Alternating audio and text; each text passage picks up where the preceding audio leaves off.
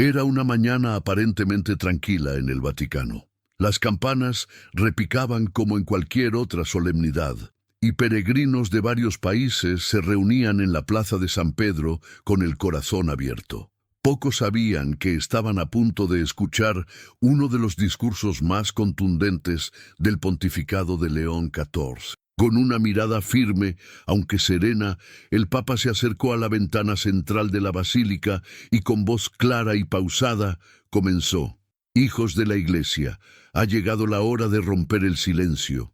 Nadie esperaba eso. No había rumores, no había protocolo. Lo que siguió fue un llamado directo a los verdaderos cristianos, una expresión que el Papa repetiría 7 veces a lo largo de su mensaje. La multitud guardó silencio. Incluso los periodistas presentes dudaron en grabar los primeros minutos. Tal era la solemnidad del momento. El discurso no fue político ni profético en sentido sensacionalista. Fue un clamor espiritual. León XIV denunció el crecimiento de la tibieza en la fe, el abandono de la oración, la superficialidad en los sacramentos y la pérdida de identidad católica en muchos lugares. Y lo hizo no con odio ni juicio, sino con el dolor de un padre que ve a sus hijos alejarse del bien.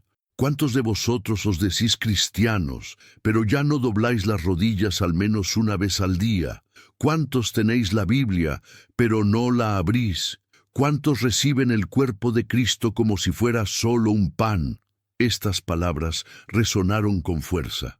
La plaza, antes agitada, cayó en un silencio reverente. Algunas personas comenzaron a llorar, otras a rezar espontáneamente. El Papa prosiguió: «Este llamado no es solo mío, es el llamado de todos los papas que me precedieron. Es el eco de San Pedro, es el grito de Juan el Bautista en el desierto moderno». Al final no pidió aplausos, pidió oración, pidió ayuno, pidió volver. «Regresen al corazón de Dios mientras haya tiempo», fueron sus últimas palabras antes de retirarse, dejando la plaza en un estado de conmoción y reverencia. Un silencio sagrado se apoderó del Vaticano y se extendió como un soplo por todo el mundo. Lo que más impresionó a los estudiosos de la fe y a los católicos atentos en los días posteriores al discurso de León XIV fue la armonía de su llamado con las voces del pasado. No se trataba de una novedad teológica ni de una visión aislada. El Papa hablaba como quien está en comunión con la tradición viva de la Iglesia, y esa tradición siempre ha gritado, con caridad pero con firmeza, cuando los tiempos han exigido valentía profética. En 1937, el Papa Pío XI escribía en la encíclica Mit brennender Sorge que los peligros para la fe no vendrán solo de la espada, sino del veneno lento de la indiferencia y la mentira. Décadas después, su sucesor Pío XII advertía con voz grave: «El mayor pecado del siglo es que los hombres han perdido el sentido del pecado». Ya en la antesala del Concilio Vaticano II, el Papa Juan XXIII, con un tono más esperanzador, recordaba que la Iglesia no condena al mundo, sino que lo invita a la conversión con dulzura y verdad. Sin embargo, también veía con claridad los signos de los tiempos. En su discurso inaugural del concilio, en 1962, advirtió contra los profetas de calamidades, pero al mismo tiempo reconocía que muchos se alejaban de la fe auténtica por ceder a las modas pasajeras. Avanzando hacia tiempos más recientes, Juan Pablo II, llamado el Papa del Milenio, quizás fue el más claro en sus advertencias. En su Redemptor Hominis escribió: «El hombre moderno vive como si Dios no existiera», y añadía: «No tengamos miedo de proclamar a Cristo desde los tejados». Pero fue Benedicto XVI quien, con serenidad teológica y profundidad mística, ofreció uno de los retratos más precisos de la crisis de fe contemporánea. Ya como cardenal Ratzinger habló sobre la dictadura del relativismo. Luego, como papa, en su homilía de inicio de pontificado declaró: «Muchos vientos de doctrina han soplado, La pequeña barca del pensamiento de muchos cristianos ha sido sacudida por estas olas, lanzada de un extremo a otro, del marxismo al liberalismo, incluso al libertinaje, del colectivismo al individualismo radical. Lo que León XIV hizo en su discurso fue tomar el testigo que estos predecesores le entregaron, un testigo cargado de celo, lágrimas y fidelidad. Él no creó una nueva advertencia, reavivó un grito, y ese grito es el mismo que resuena desde los primeros siglos. Despierta tú que duermes, levántate de entre los muertos, y Cristo te iluminará. F 5:14. Por eso, cuando escuchamos a León XIV decir, este llamado no es solo mío, debemos comprender, habla en nombre de Pedro. Y Pedro, aunque con miedo, caminó sobre las aguas. Pedro, aunque frágil, confirmó a sus hermanos en la fe. Pedro, aún negando, lloró y fue perdonado. La voz del Papa en comunión con los papas que lo precedieron es como una trompeta del cielo en medio de la niebla moral que asola el mundo. Pero queda la pregunta, ¿cómo saber si este llamado es auténtico? ¿Cómo no caer en ilusiones? En un mundo saturado de información, discursos apasionados y supuestas profecías particulares, muchos católicos sinceros se preguntan, ¿cómo distinguir un verdadero llamado de la Iglesia de una simple opinión o de un alarmismo emocional? Esta duda es legítima y hasta saludable, porque el mismo San Pablo exhortaba, no despreciéis las profecías, pero examinadlo todo y quedaos con lo bueno. Vino de citas 5,20-21. La respuesta comienza por un principio claro y profundo. La autenticidad del llamado de la Iglesia está enraizada en su fidelidad al Evangelio y al Magisterio. Cada vez que se levanta una voz con autoridad espiritual, debemos preguntarnos, ¿está en comunión con las enseñanzas perennes de la Iglesia? ¿Hace eco de los Evangelios? ¿Está fundamentada en la palabra de Dios, en la tradición y en el catecismo? El llamado de León XIV cumple todos esos criterios. No propuso novedades, no señaló fechas, no amenazó con castigos sensacionalistas. Al contrario, retomó los llamados evangélicos de siempre: conversión, oración, vigilancia, sacramentos y fidelidad a la cruz. Además, todo auténtico llamado de la Iglesia se reconoce por tres señales claras, que también describieron muchos santos y doctores de la fe. Claridad doctrinal. El mensaje debe ser coherente con los evangelios y con la enseñanza constante del magisterio. Jesús dijo, mis ovejas conocen mi voz. Job 10:4-5. La confusión doctrinal nunca viene de Dios. Caridad en el tono. Aunque firme, la voz de la Iglesia no humilla, no promueve odio ni división. San Agustín enseñaba, ama y di la verdad.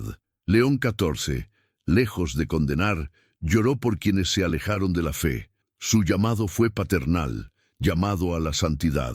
Todo mensaje verdadero mueve al alma a convertirse, a rezar más, a recibir los sacramentos. Si inspira orgullo espiritual, rebeldía o juicio sin compasión, hay que desconfiar. Y hay un último criterio fundamental, los frutos. Jesús fue claro, por sus frutos los conoceréis. Mateo 7:20. Después del discurso de León XIV, muchos fieles volvieron a la confesión, a la adoración, a rezar el rosario en familia. Monasterios vieron renacer vocaciones, la semilla está dando fruto. Por supuesto, no todos lo recibieron con el corazón abierto. Algunos lo tacharon de exagerado, de conservador, de retrógrado. Pero esa resistencia confirma otra verdad bíblica. El hombre natural no comprende las cosas del Espíritu de Dios, porque para él son locura. 1 Cor 2:14. Ahora nos toca discernir con sinceridad. ¿Escuchamos como ovejas del buen pastor o solo queremos seguir lo que nos conviene? En el próximo capítulo reflexionaremos sobre los signos de los tiempos que confirman este llamado y cómo debemos prepararnos espiritualmente para responder con fidelidad. En los Evangelios, Jesús reprende con firmeza a quienes sabían interpretar el clima, pero no sabían ver lo que ocurría en el plano espiritual. Hipócritas, sabéis discernir el aspecto del cielo, pero no sabéis discernir los signos de los tiempos. Mateo 16:3. Esa misma advertencia resuena hoy para muchos cristianos que viven acomodados, olvidando que la fe no es una costumbre cultural, sino una decisión viva y diaria. El llamado de León XIV no es un grito aislado, está en perfecta armonía con lo que Jesús nos pidió en Mateo 24, donde advierte sobre días de confusión, falsas doctrinas, persecución, tibieza en el amor, y termina diciendo, pero el que persevere hasta el fin, ese se salvará. Mateo 24:13. ¿Estamos realmente preparados? La Iglesia nunca ha sido sensacionalista, pero sí es profética. Cuando los tiempos se oscurecen, Dios levanta voces para recordarnos que aún estamos a tiempo. Es lo que hizo con los ninivitas a través de Jonás, cf. John 3, y lo que sigue haciendo hoy por medio del Papa. Entre los signos más visibles de esta época destacan el abandono de los sacramentos. Millones de bautizados ya no se confiesan ni participan de la Eucaristía. El Catecismo, en 1384, nos recuerda, el Señor nos dirige una invitación urgente, venid a mí todos. Pero muchos han silenciado ese llamado por comodidad o indiferencia. La banalización de la moral cristiana. Lo que antes se llamaba pecado, hoy se celebra. La verdad se ha convertido en intolerancia, y muchos, por miedo al rechazo, prefieren callar la fe. La indiferencia ante el sufrimiento ajeno, como enseña San Juan, el que no ama a su hermano a quien ve, no puede amar a Dios a quien no ve. 1 Job 4:20. La pérdida del sentido de lo sagrado. ¿Cuántos tratan la misa como un evento social? ¿Cuántos rezan solo cuando tienen un problema urgente? Ante esta realidad, el Papa nos llama a prepararnos espiritualmente. Esa preparación se basa en 3 pilares fundamentales. Retomar la oración profunda. No solo repetir fórmulas, sino dedicar un tiempo diario al silencio con Dios, aunque sea 10 minutos de adoración sincera, confesión frecuente. El Catecismo, N. 1458, enseña, sin ser estrictamente necesaria, la confesión regular ayuda a formar la conciencia, a luchar contra las malas inclinaciones, a dejarse curar por Cristo. Vida sacramental auténtica. Asistir a la misa con reverencia, recibir la Eucaristía dignamente, adorar al Santísimo, buscar dirección espiritual si es posible. Santa Faustina Kowalska escribió en su diario, el alma que confía en Dios y se prepara con humildad nunca será tomada por sorpresa. No vivamos como si tuviéramos todo el tiempo del mundo. El tiempo es ahora. El llamado es urgente. La respuesta depende de ti.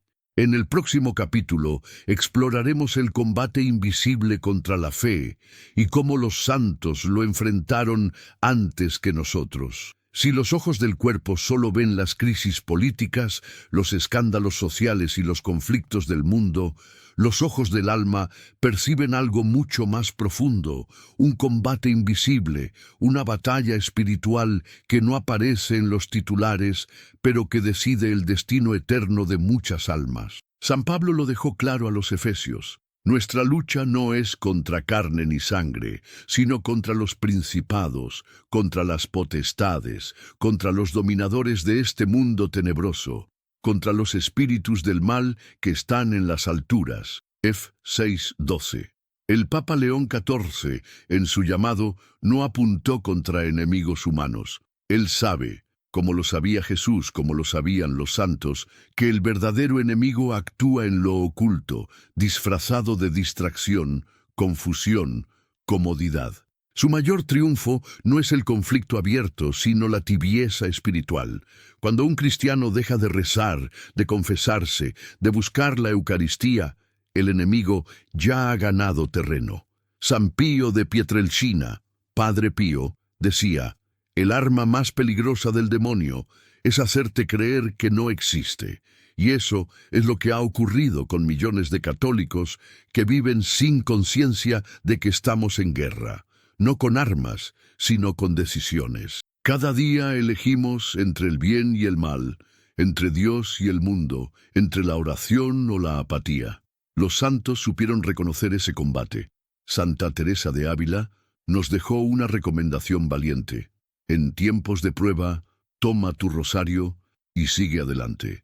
San Juan María Vianney, el cura de Ars, fue acosado por el demonio durante años, pero su arma era clara: confesión frecuente, oración constante, ayuno y amor al Sagrado Corazón de Jesús. San Francisco de Sales respondía a las herejías con dulzura y claridad doctrinal.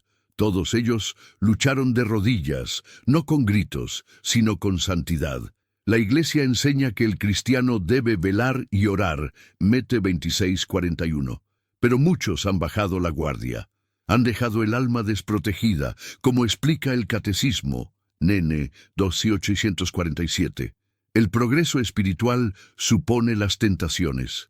Nos permite crecer en vigilancia, humildad y confianza en Dios. Ante esta lucha invisible, el Papa recordó las armas que no pasan de moda: el rosario, escudo de los fieles y cadena de María contra el mal; la confesión frecuente que purifica y fortalece el alma; la misa dominical o diaria como alimento esencial del alma; la lectura orante de la palabra de Dios, lámpara para el camino, cf. Sal 119-105; el ayuno, para educar el cuerpo y liberar el alma.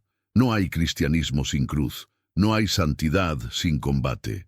Pero quien lucha con Cristo, ya lucha con la victoria en sus manos. Como Él mismo nos dijo: en el mundo tendréis tribulación, pero confiad, yo he vencido al mundo. Kenen 16:33. En el siguiente capítulo profundizaremos en el llamado del Papa a la oración y penitencia, centro espiritual de todo este mensaje. En el corazón del mensaje de León XIV, más allá de las advertencias y llamados a despertar, hay un clamor insistente que retumba como un eco del cielo: oración y penitencia. No como sugerencia devocional, sino como necesidad urgente. El Papa no convocó a protestas ni a debates ideológicos, convocó a rezar, a ayunar, a volver al primer amor. Mientras haya almas que recen y ayunen por amor a Cristo, la Iglesia seguirá brillando, incluso si el mundo se oscurece, declaró. Estas palabras no son nuevas, son las mismas que Nuestra Señora ha repetido en cada una de sus apariciones auténticas, en Lourdes, en La Salette, en Fátima. Allí, como en el Vaticano ahora, la voz de María y la voz del Papa se unen en una súplica celestial: rezad el rosario todos los días, haced penitencia por los pecadores, convertíos. El rosario no es una simple devoción antigua, es un arma espiritual. Es, como dijo el Papa en su discurso, la cadena más fuerte entre el cielo y la tierra. No es casualidad que los santos siempre lo tuvieran en sus manos. San Maximiliano Kolbe lo rezaba incluso en el campo de concentración. Madre Teresa lo usaba entre los enfermos moribundos. San Juan Pablo II nunca lo soltaba. Pero además del rosario, León XIV insistió en la penitencia. ¿Qué es la penitencia?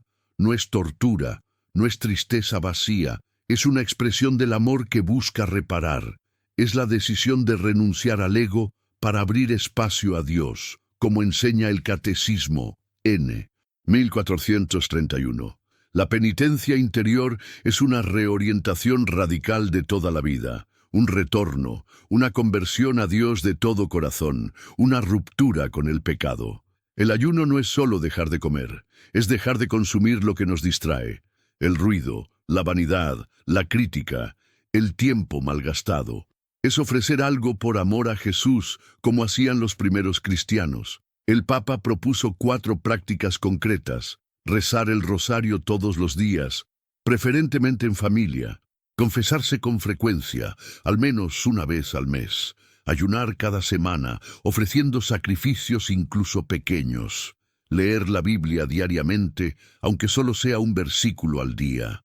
Santa Teresa de Ávila decía: penitencia sin amor es solo sufrimiento, pero con amor es canto de alabanza. El mensaje es claro: Dios está esperando corazones rendidos, no actos heroicos, y el camino para ofrecerle esos corazones es la oración humilde y la penitencia sincera. En el próximo capítulo descubriremos qué significa ser parte de la Iglesia remanente, ese pequeño rebaño fiel que permanece cuando muchos otros se alejan. En uno de los momentos más conmovedores de su discurso, el Papa León XIV pronunció palabras que resonaron como una campana en el corazón de los fieles. Si muchos abandonan la fe, no os desaniméis. Recordad, Dios siempre preserva un pequeño rebaño que guarda la luz. Con estas palabras, el Papa se refería a una realidad profundamente bíblica: el resto fiel, también conocido como la Iglesia remanente. Esta expresión aparece una y otra vez en las Escrituras, especialmente en los momentos más oscuros de la historia del pueblo de Dios. El profeta Isaías lo anuncia con claridad: aquel día, el resto de Israel y los sobrevivientes de la casa de Jacob se apoyarán sinceramente en el Señor. Is 10:20. Este resto está compuesto por personas que no se rinden, que no negocian la fe, que aunque rodeadas de apostasía, mantienen la llama encendida. En el Nuevo Testamento, Jesús retoma esta imagen y la convierte en promesa: no temas, pequeño rebaño, porque a vuestro Padre le ha placido daros el reino. Lax 12:32. León XIV nos recordó que la Iglesia puede ser despreciada, perseguida, ridiculizada e incluso traicionada desde dentro, pero no será destruida. Cristo lo prometió: las puertas del infierno no prevalecerán contra ella. Mete 16:18. El Catecismo, Nopi 675, 677, habla claramente de este tiempo en que la Iglesia pasará por una purificación semejante a la pasión de Cristo. Afirma que habrá una gran prueba final que sacudirá la fe de muchos. Una ilusión engañosa parecerá sustituir la verdad del Evangelio. Sin embargo, también enseña que la Iglesia solo entrará en la gloria del reino a través de esta última Pascua, en la que seguirá a su Señor en su muerte y resurrección. ¿Quién formará parte de ese rebaño fiel? Los santos ocultos, las abuelas que rezan el rosario, los jóvenes que viven la castidad, los padres que consagran su hogar al Sagrado Corazón, los laicos que defienden la verdad en silencio, los sacerdotes que celebran la misa con reverencia, aunque sean incomprendidos. León XIV nos exhortó: no busquéis la aprobación del mundo, buscad la fidelidad a Dios. No temáis ser pocos, temed ser tibios. Hoy más que nunca, la santidad es resistencia, y el resto fiel no es una élite espiritual. Es un ejército invisible de almas humildes que prefieren obedecer a Dios antes que a los hombres. Esfe H. 5:29. No miremos cuántos somos, miremos si estamos con Cristo, porque donde está el amor, allí está la Iglesia verdadera. En el próximo capítulo veremos que esta misión también es tuya, no es solo para sacerdotes o religiosos. El papel de los laicos es fundamental en este llamado de los papas. Uno de los puntos más urgentes y reveladores del discurso de León XIV fue el llamado directo a los laicos, ya no como espectadores, sino como protagonistas del destino espiritual de la Iglesia.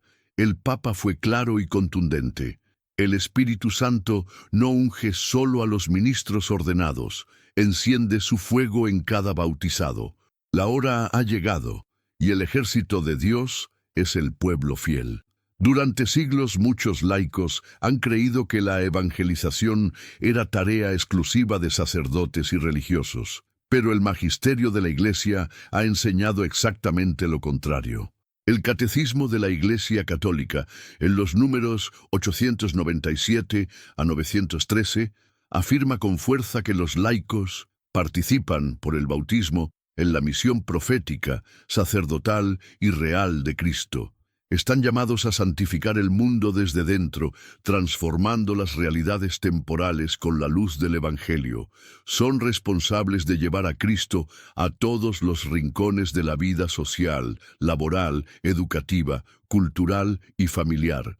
León XIV recordó que esta no es una teoría abstracta, es un deber real, diario, y que los laicos, muchas veces invisibles, están sosteniendo a la Iglesia más de lo que se imagina. Las madres que rezan el rosario con sus hijos, los jóvenes que eligen la pureza en un mundo que celebra el pecado, los padres que enseñan a sus hijos a amar la misa dominical, los trabajadores que evangelizan con el testimonio silencioso de su honestidad. El Papa dijo con ternura y fuerza: no esperéis más invitaciones. Vuestra parroquia es vuestro hogar. Vuestro altar es la mesa familiar. Vuestra misión es donde Dios os ha puesto.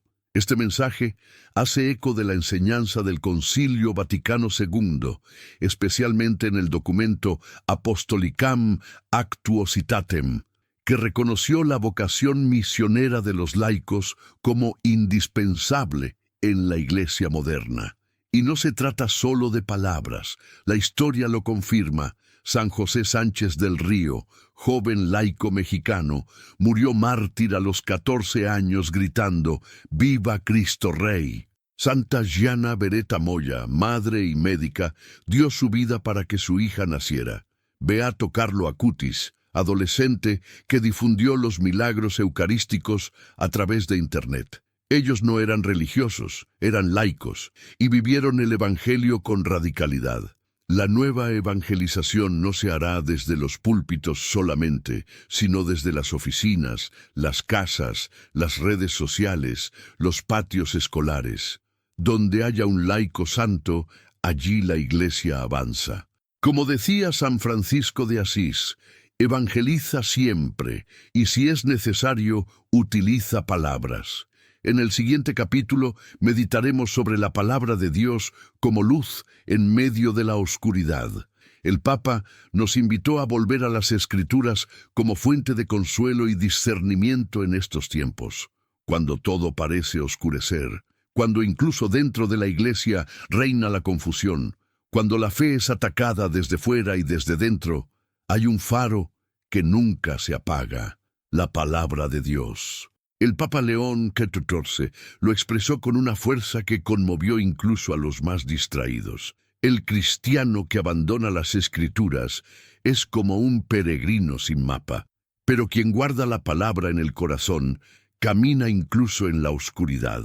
La Biblia no es un libro entre tantos, es el corazón de Dios latiendo en palabras humanas. Como enseña el Catecismo, Nene 104, en la Sagrada Escritura, la Iglesia encuentra constantemente su alimento y su fuerza, porque en ella no recibe solo palabras humanas, sino lo que es, la palabra de Dios. Por eso, el Papa pidió con firmeza que todos los católicos retomen la lectura diaria de la Biblia, no como una tarea intelectual, sino como un encuentro de amor. Recomendó especialmente el método antiguo y sencillo de la Lectio Divina, que consta de 4 pasos. Lectura, lectio. Leer lentamente un pasaje bíblico, dejando que sus palabras penetren. Meditación, meditatio. Reflexionar sobre lo que Dios quiere decirme. Oración, oratio. Responder a Dios con humildad y gratitud. Contemplación, contemplatio. Permanecer en silencio, dejándose amar por Él. Esta práctica transforma el alma, como lo han testimoniado los santos. Santa Teresita del Niño Jesús memorizaba versículos para repetirlos en sus enfermedades. San Jerónimo decía: ignorar las Escrituras es ignorar a Cristo. El Papa también recomendó textos clave para los tiempos difíciles que vivimos. Salmo 91, para pedir protección. Juan 15, para aprender a permanecer en Cristo. Romanos 8, para mantener la esperanza. Mateo 24, para entender los signos de los tiempos. Apocalipsis 2 y 3, para escuchar la voz que habla a las iglesias. Además, animó a memorizar frases bíblicas cortas que puedan convertirse en antídoto contra el miedo, la desesperanza o el pecado. El Señor es mi pastor, nada me falta. Sal 23:1. Todo lo puedo en aquel que me fortalece. Filipenses 4:13. Aunque camine por valle tenebroso, no temeré. Sal 23:4. La palabra es espada, escudo, pan, fuego, semilla. Quien la tiene en el corazón no se rinde. Y como dijo el mismo Jesús, el cielo y la tierra pasarán, pero mis palabras no pasarán. Mateo 24:35. En el último capítulo meditaremos en lo que podría suceder si ignoramos este llamado, y también en la promesa de paz para los que escuchan con humildad. A lo largo de toda la historia de la salvación, Dios nunca ha actuado sin antes advertir. Así fue con Noé, con los profetas de Israel, con Juan el Bautista, con Jesús. Antes del juicio, siempre viene la misericordia. Y el discurso de León XIV entra dentro de ese patrón sagrado. Es un llamado para que despertemos antes de que sea demasiado tarde. Si despreciáis este llamado, advirtió el Papa, despreciáis la voz del Espíritu que habla a su iglesia. No habló con amenazas, pero sí con verdad. Y la verdad es esta: cuando el mundo ignora los avisos del cielo, recoge las consecuencias del pecado. La Biblia lo demuestra una y otra vez. En el libro de los Proverbios, Dios exclama con dolor: porque llamé y rehusasteis, extendí mi mano y no hubo quien atendiera. Yo también me reiré de vuestra desgracia. Prov 1:24-26. No es un Dios cruel, es un Dios justo, que respeta nuestra libertad. Si preferimos el silencio, Él se retira, y con Él se va la luz, la paz, la verdad. Santa Faustina escribió en su diario palabras estremecedoras de Jesús: antes de venir como juez, vengo como Rey de la misericordia.